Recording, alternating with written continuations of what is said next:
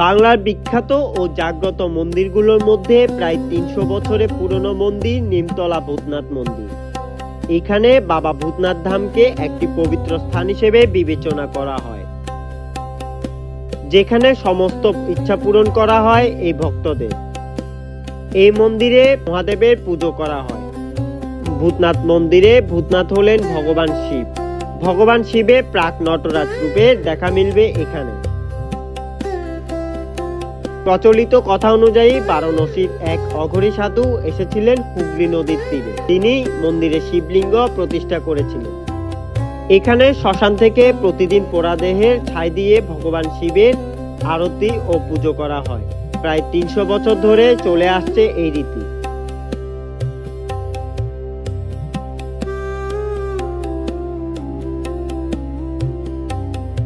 মন্দিরটি শোভাবাজারের আহিরিটোলা নিমতলা ঘাট শ্মশানের পাশে অবস্থিত।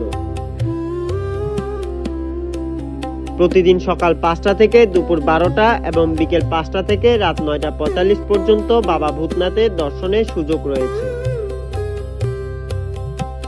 এই মন্দিরে বিশেষত্ব হলো প্রতি বছর শ্রাবণ ও চৈত্র মাসে এখানে ভক্তদের ব্যাপক ভিড় হয় এবং অনেকে একে কামনা পূর্তি মহাদেব বলে মনে করেন।